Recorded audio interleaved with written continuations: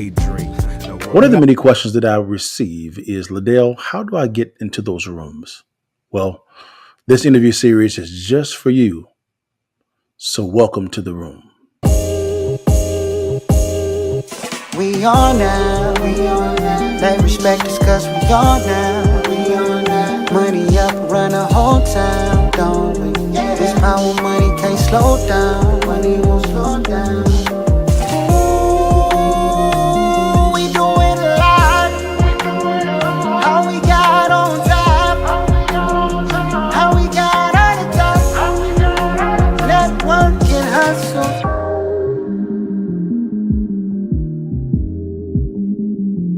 Guys, what's good, man? It's your partner Dale back in the saddle again for another Countermove podcast, the interview series. And guys, I have a special guest for this one, man. You've heard me talk about a company, and I have the shirt on, called American Rounds. They became a little bit of a sponsor for us as well. But the good thing about it is today I actually have the CEO, Grant Majors, in the seat, man. Grant, how you doing, big time? Hey, good to see you, man. Good to see you, man. Yes, sir, man. This is going to be a very good conversation, guys, because this man right here, although he is very mild-mannered, he can get a little spicy a little bit as well also. But man, he's a wealth of knowledge when it comes to business. So man, let's start right here, man. Who is Grant Majors? I'm a serial entrepreneur, I guess. You know, I was never one of those guys who just punch in a clock. Yeah. And so when I was growing up, my dad worked for a pretty large company. Yeah. Did really well. Yeah. He hit, I don't know, around 50 years old. The company let him go. You know, hey, we can hire someone. Yeah. For less money, younger. And I remember seeing that. It kind of stuck with me. And then I was like, I really don't see the value in punching in, punching out, building somebody else's wealth. Yeah. With them just the ability to say, hey, we're going to let you go when you hit an age that is no longer valuable to us, and we can get more out of someone younger. So from then time on, man, since I can remember, it was always serial entrepreneurship and constantly building businesses. Cool, man. Tell us about your business background, man. You've been a serial entrepreneur. Yeah. What business have you invested in, built? How big did they go, man? Give us a little bit of your resume, your background. Well, so just background, education-wise, I went to Texas Tech. I did my undergrad and a master's of science degree there. And then I went to SMU, did an MBA. Okay. I've been a part of just, the thing about doing startups are, it's high risk, high reward business. It is. Right? And not everybody has the stomach for that. I agree. Because they don't, how many of them, start, fail. And I've had my share of start, fails. And with each one, you're learning. Sure. You're getting more information. Sure. You're doing it better the next time. Yeah. So true story. Okay. So I worked for a company called Newland Communities when I was pretty young, probably around 28, that age. And we were a team of 3. My group was a team of 3. We were in charge of all the technology specifications for big master plan communities. Okay. Right. And within that, we had these community web portals. So this is before MySpace, way before Facebook, all this kind of stuff. Yeah.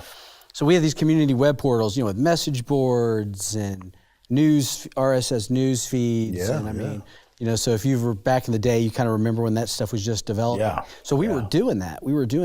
And I was watching the writing on the wall with media and newspapers, right? Mm-hmm. And so this was really my first entrepreneurial thought processing and output. Ah, okay. Because I saw this opportunity to create these community portals, and we started creating them for not just the smaller development communities, but for cities and things like that. And we had. It's essentially what we were creating what Facebook and those groups became before that ever. Wow. Before Zuckerberg was even around. Really? Yeah. Okay. So back then you had what was called CLEC versus ILEC. Sure. So you had incumbent local exchange carriers or competitive local exchange carriers. Sure. And I worked with a lot of CLECs community. And so one of the CEOs, a gentleman named Rich Gerstenmaier, really became a mentor of mine. Okay. And kind of started helping me build business plans, build pro forma, started teaching me how to pitch investors. Okay. And that was really my first big experience. I sat down, I got to pitch a $1 billion VC firm in Houston. You know, you walk in, just a kid, I walk in and there's all these IPO stock certificates lining the walls. And it was like, you know, it was like something out of a movie. Yeah. And it was a great experience. And they told me that newspapers would never die, by the way. And they turned us down. And we were never able to get that project really accelerated off the ground because back then, you know, people just didn't believe yet that newspapers were going to die. So that brought us kind of to where we are today. You know, all my entrepreneurial experience, it kind of kicked it off because I had a really good mentor when I was young. And oddly enough, it's kind of a parallel situation where we are doing with American Rounds. Yeah. You know, when you're on the threshold of being a innovator, right? Innovators tend to get eaten alive. They do. Because a lot of times they're ahead of the curve, and the market hasn't responded or accepted the next change agent that's going to really impact, you know, the economy, commerce, things like that. Yeah. You know, the internet was a great one. You know, just kind of like when the innovators came out, you know, before the crash, the .com crash, you know, and everybody was just, you know, popping out websites, and it was a lot, you know. What happened then was, right, we really didn't have the infrastructure to do all the things that all these companies were wanting to do. They all had the vision for it, but the infrastructure wasn't there yet. So sometimes when you're on that innovative cusp and you're right before you know, as the curve is building, as that wave is building, sometimes you're just, if you're on that innovation early stage, you know, there's a high risk because we got to bring the market to it. But man, that's where the big reward is when you can make that transition, and you can go from the innovation to growth. That's really where, you know, the opportunity exists, and kind of what charges me up and why I love being. This guy Grant is he's an innovative thinking type of guy. He's going 100 miles an hour all the time, which is why I think he's a good CEO. Now let's transition over to American Rounds. Sure. This is the company that you're the current CEO on. What is American Rounds? What is it about? And why is it so good? So, again, that entrepreneurial process that I was always a part of, I got into the hemp space, you know, 5 or 6 years ago, really before it took off, before we had one in every corner. Our partner in American Rounds, Lawrence, he was our supplier. We were both in that space. Anyway, just kind of bring it a long story short, as got into that, I sold the company to a group in New York. Lawrence, we brought Lawrence in with us. We started doing manufacturing, and it led down this road post-COVID. It led down this road to where we got introduced to automated retail. Right, so using AI technology for automated retail. And what happened was COVID really kind of sparked more of an interest in that, because if we remember, right, people were having trouble finding employees after COVID. Right? People didn't want to go back to work, so a lot of your retail, your grocery store, your C-store, you know, just other type of retailers, they struggled when, you know, to find that staff, and it just made it difficult. So this automation piece, can we convert retail into, you know, an automated structure? Well, Amazon's doing that already. There's, you know, full-on Amazon stores, and overseas they're, you know, 5 to 10 years ahead of us in that space, and they're doing it. So so Lawrence and I had an opportunity to get into that space on the hemp business, and we had some interest. And as we started talking to the retailers, they came to us and they said, well, we love hemp and that's great and it's a good business and all, but our customers want ammo. So can you do an ammo automated retail machine? And then that was it. I mean, it was like, the answer was yes. I mean, I didn't even hesitate. The answer was yes, we can do that. Called Lawrence, And between the two of us, we had we had the sourcing, the resources to put together. Wow. And then that was born, 6 or 8 months ago. It was. And full disclosure, guys, I am a partner in American Rounds. And to kind of unpack it a little bit, I'm sitting at my home office. I get a phone call from Grant, and he says, "Hey, LaDale, man, can I come by?" And I'm like, "For what?" And he says, "I got something to run by you." I'm like, "Grant, I get pissed all the time, man. Like, man, you got to see this. You got to see this deal, man." I said, "All right, come on by." He came by the house, and he began unpacking it with me of what this concept was of AI-powered, unattended. Really, it's a vending machine, but it's AI-powered. And I said, "Whoa!" And for me, guys, I'm a business guy, systems guy. I ain't know that much about ammo, and so I said, "Let me make a couple phone calls." So I called James Case and also Jason Hanna and also Matt Zapala. And Matt asked me a question. He said, "LaDale, what do you need to see for you not to invest?" I said, "I don't know anything about ammo." He said, "Well, you have anybody around you?" I said, "Pfft, Grant, Lawrence, James, Jason, everybody knows about ammo." He said, "Make the investment." And I said, "All right, cool." I said, "I think this has a chance to be a $1 billion baby very easily if we do it right." And this guy's the right guy. Now, an AI-powered vending machine is not common when it comes to places. What is that? How does it work? Explain to everybody what's going on. How does it work? All right, well, so the retailers, they were looking to move this direction because, like I said, staff issues. But what it also did was, particularly in the grocery store space.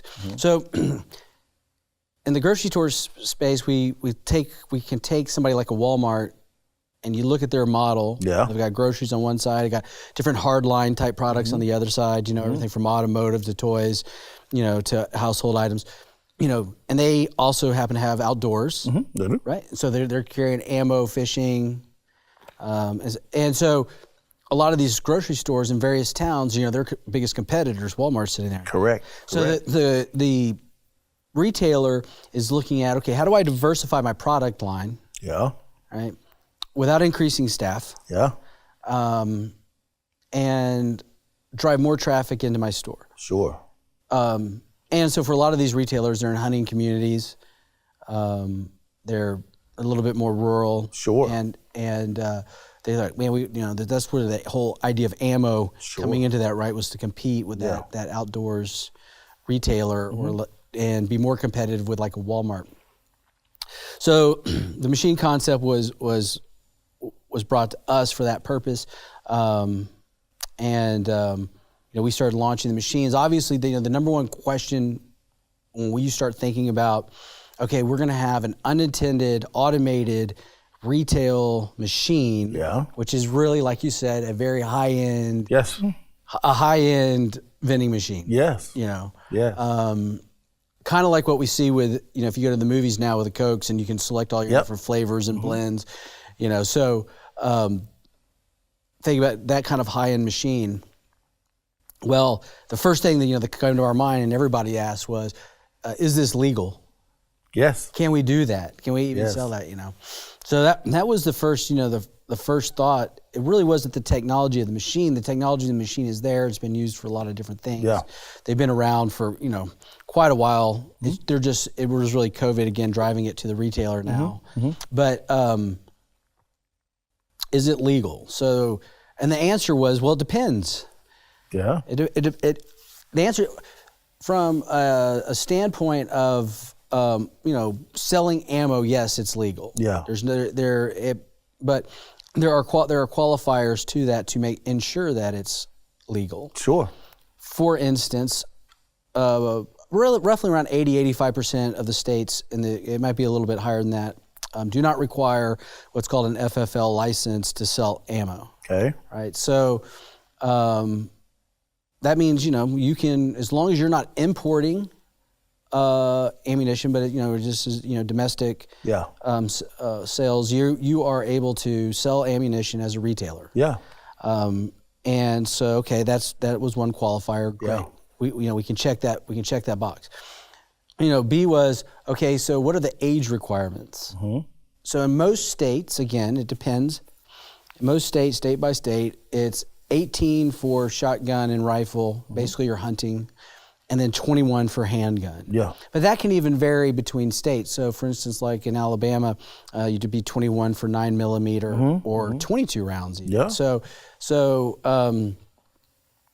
you know, what we just decided to do was, you know, set a 21, just a flat 21 age limit. One of the things the software doesn't do right now is allow us to age specify by product type. Sure. So just to make sure we're compliant with regardless of state we went in, we just set the age limit at 21. And so the technology of the machine has the ability to determine that. Okay. So you scan your ID, and then it does a facial recognition to verify you are who you are to your ID. It matches that and says, okay, you're age appropriate. Gotcha. And eligible legally to purchase. Gotcha. Okay. Okay. And so that gives us the age requirement match, right? So there's A and B. So we've got that. Then the third part that you have to do is you have to maintain certain records for so many months, and that varies again by state. And so because our records are digital, you know, we're able just to store those records of our sales, and we have that information. So, you know, we meet all the criteria necessary for retail sales of ammunition. So, you know, the way ammunition is sold today is you go into your local sporting goods store, okay? Yeah. Just generically, and it sits on a shelf. Okay. Right. Now, I've gone into, you and I, you know, I've sent you pictures and we've talked about this, right? Yes, I've gone into some of these stores, right? Like half the time you can't find anybody to assist you if you don't, you know, if there's nobody in sight. Yeah. And you can go, it doesn't matter almost which one you go into. But it's very hard to find a customer service person being there. That's really important because this is ammunition that is just sitting openly on a shelf, no different than apples sitting in a grocery store. Correct. You're going to throw them in a bag. You correct. Right? So you have this ammo sitting there. In fact, one location that we went into, I sent you a picture of, right? So there's an ammunition, AR-15 level ammunition, and the box is literally open, sitting on the shelf. So you could easily, you know, take that, dump it into your backpack, pocket, purse, walk right out the door. Nobody even knows. Because there wasn't a soul around. There was nobody making sure. And I can just tell you as a shooter, I mean, I like to shoot. I'm not a big hunter, but I do like to go to the range and shoot with my boys and things. I've never been ID'd one time for ammo at a retailer. You know, and I grew up shooting since I was young. No, I noticed that as well. I went to a local Cabela's, and when I was going through the due diligence of this, and I walked in, I was like, man, this is odd. You just walk in this grip like it's some candy. Just walk in, walk out. Yeah. I was like, whoa, no, nope, just walk out. Yeah. And I'm like, whoa. And I saw most of the action at a Cabela's was really behind the counter when it came to firearms. That's for sure. Absolutely. And I just said, I'm assuming that the delta there is more apropos for the distributor when it comes to firearms, right? Not so much ammo. So if they could automate this type of process, this is a game changer for them. Then I did some research and I said, okay, wait a minute. How much of the sales of ammo do these big box stores actually do when it comes online? 15%. It's very little. I just said, this is a huge space. Now, let's pivot over. You gave me the legality perspective. Now, if you could give me, why is buying ammo at a grocery store from a consumer-based standpoint so beneficial to the consumer? It's convenience. I mean, at the end of the day, it's a convenience factor. Okay. Right. There's a couple of, we talk about convenience and we talk about the security. The convenience factor is just phenomenal because I can tell you, again, just someone who likes to go to the range with my kids, I don't think about necessarily, it's not one of those things I think about. I'm like, oh man, I might cross my mind once in a while, I should go down and buy some more, 9mm or 40 cal or whatever it is because I'm going to take the boys to the range. Or they want to go shoot some clays. I need to go pick up some 20 gauge for my shotgun. Well, then I got to drive over to sporting goods store, which is a little bit further, further away. But now, if you're in a small town, you might drive, an hour to get to one of the major sporting goods store locations. for sure 30 minutes or so. The convenience factor is that I can go across the street to my grocery store. Yeah. Right? And I'm picking up whatever it is I want to pick up. Yeah. I'm already spending $300 on groceries as it is with the economy the way it is and Yeah. expensive as it's gotten. Yeah. What's another $20 to pick up a box of ammo while I'm there? Mm-hmm. And then, I keeping my stock of ammo current and up to date, so I'm not out when I want to go to the range. Yeah. Or if I am out when I go to the range, it's literally right across the street. I just go to the grocery store, I pick it up, and it takes just a few seconds, and I'm out the door. Go to the range, you wait to go to the range, you run out. I mean, you're paying. They've got you convenience there at the range, and you're already paying for range time. And now you're getting 30% higher markup on your ammo, and you're paying more for it. So I just think there's a convenience factor that's really good. We wanted to create availability in the space. It's not just and the grocery stores wanted that to drive that traffic. Sure. They're creating diversity in their product offering. Sure. So this is a good one for them. I think the other thing is we just talked about. I mean, obviously, why it's important is the safety reason. Right? We do take extreme safety precautions on selling firearms as we should, and it's a constant political battle, regardless of what side of the fence you're on that. Yeah. We all agree. I think we all agree that there has to be some level of safety and good firearm owners, good gun owners agree with that. Yeah. And so there's appropriate checks and background checks and waiting periods and all the different things that, depending on the state you're in and federally, that you have requirements. Well, like we said, there's really nothing there ammo-wise. Correct. You just grab it and go. Well, I mean, your firearm doesn't work without the ammo. Correct. Right. So we add a level. We add a level just to safety and security. Right. We verify at the right age. We have the record. We know it's not just cash transaction. Now, a lot of people, they get itchy. They're like, okay, you're doing a facial recognition. You're grabbing an ID. We don't sell that information. That information is purely for compliance of, we have to keep records of the sale. Correct. Right. And we want to be responsible to who we're selling our ammo to. We can't have a 12-year-old going up who stole Correct. snag dad's ID. Yeah. Or Uncle Bob's ID and is over there swiping it, and he's trying to get a box of ammo. Yeah. So we got to do things the right way, and so, security, convenience. I mean, all the different typical factors I think you would look for. Gotcha. In a product like this. That actually makes a lot of sense. That's one thing that attracted me to this is the camera recognition type of scenarios. That's the same technology that the TSA uses, which is kind of crazy. Right. Yeah. So it is. It actually. You can't just hold a picture up. Correct. Right? It's going to have you smile at the camera or move your head. It's going to verify you're a real person and that's who you are to the ID. Yeah. Good stuff, man. Now, man, what locations are we currently at now, and what do you see it going in the future? I tell you, this is the growth models is starting to snowball. That snowball's getting bigger. It is. And bigger, and that's exciting, right? So that's the part of being an entrepreneur that you get excited about. And that lends itself to a whole different set of challenges. Yes. But that's okay. We've got a great operational team, and I'm not concerned about that. But it is starting to snowball. We are currently, we launched our first 2 machines in Alabama. So Pell City, Alabama, at Fresh Value Grocery Store, and then at Fresh Value Grocery Store Tuscaloosa. Yeah. We are, over the next 4 weeks, we'll be putting 4 machines into Oklahoma, okay, at Super C locations. Okay. Then, right now, we have requests for machines in Texas, Louisiana, Mississippi, Tennessee, Michigan, Indiana, and Washington State. Wow. Already. Wow. Yeah. So it's one of those things where we're starting just to take reservations for machines. Yeah. So as we can get them out as we get them off the line produced. Yeah.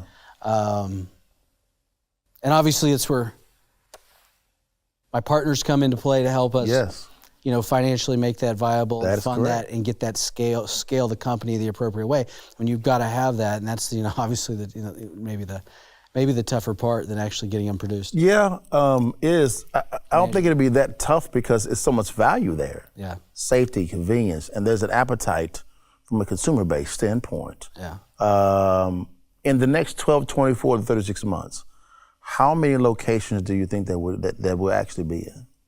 Well, we're getting ready to start manufacturing another 18 machines. Okay. That's going to put us at 24. The discussion has been since somewhere around Q3, Q4 to look at a production of around about 30 machines. Okay. 50.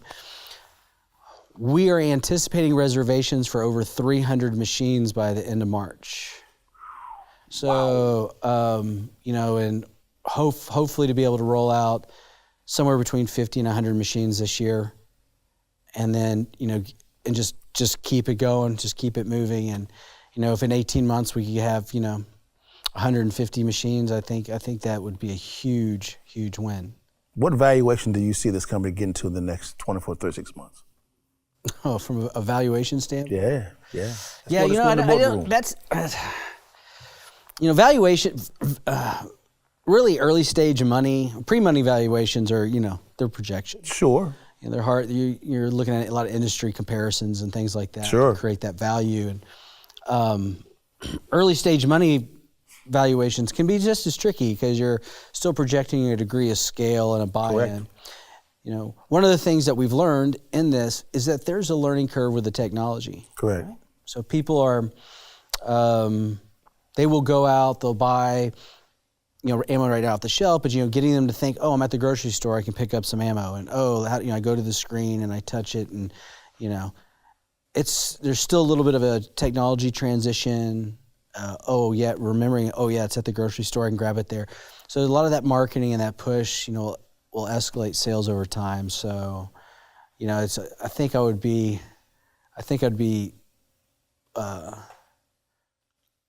crystal balling it to try to tell you it's a, I agree with that. Hey, it's going to be $40 million valuation in the next, 24 months. I don't, but I do think what we're going to see is if we look at it through like a perpetuity type of forecast, and we were going to run, a really strong financial model to perpetuity, and what does this company look like, and it's going to grow. I mean, it is that kind of money. Yeah. There's no question it's that kind of money. It is, and there's a logistical side on this when it comes to delivery as well. Also, that we haven't even dove into, guys. I've been doing a lot of research on Amazon's logistical model. It is so profound how they actually run it. Yeah, it outperforms the U.S. Postal Service, UPS, and FedEx. It's crazy. And to thinking about how, me and Grant have these discussions offline, and we'll talk about that type of stuff as well also. And when it comes to Amazon, a big part of the evaluation is the delivery model as well also. Yeah. So it's crazy, man. If you could, man, as we end that discussion, look over into your camera over there, man, and tell them why American Rounds is a good model to trust, a good brand to trust, and also tell them where they can find you at. Yeah, so the retail space is moving towards automated retail. Mm-hmm. It's an inevitability. We're going to see more. We already have requests for other products. We've had requests for golfing products, fishing products, alcohol. We've had requests for, in fact, I believe it's Modelo, one of the beer companies. I want to say it's Modelo. They're actually doing automated retail machines already. Mm-hmm. We've had other opportunities that have already presented themselves. Correct. So it's going this way. I mean, at the end of the day, it's a convenience factor. It's a safety factor. We're able to scale larger, faster, because we're not having to buy big retail locations. We're using existing retail locations. Mm-hmm. That allows us to drive price down and pass it on to the consumer and have competitive pricing. Right? Mm-hmm. We have competitive pricing with any other retailer out there at any of our machines. We can see all our machines digitally, mm-hmm. cost compare, hit a few keystrokes, and be competitive mm-hmm. in any market at any machine, depending on whatever specials are running, what's going on. So, if we look at it just from affordability, convenience, safety, and security, American Rounds makes a lot of sense in the ammunition industry. Mm-hmm. Yeah. It does. So, so AmericanRounds.com, that's the best way to find us. all the social media buttons. Yeah. Facebook, Instagram, YouTube, et cetera, X. Yeah.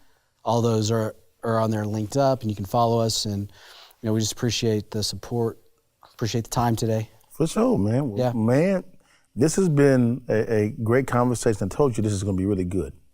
I think Grant he's very humble, but he's a very wise man when it comes to business and finance, things of that nature. But he can be a little firecracker sometimes, which is what I like about him, which is good. Well, guys, man, thank you so much for your time, man. And thanks for blessing us with your time for another edition of the Countermove Podcast, the interview series. And we see you next time. God bless you guys. Peace. Long live the king.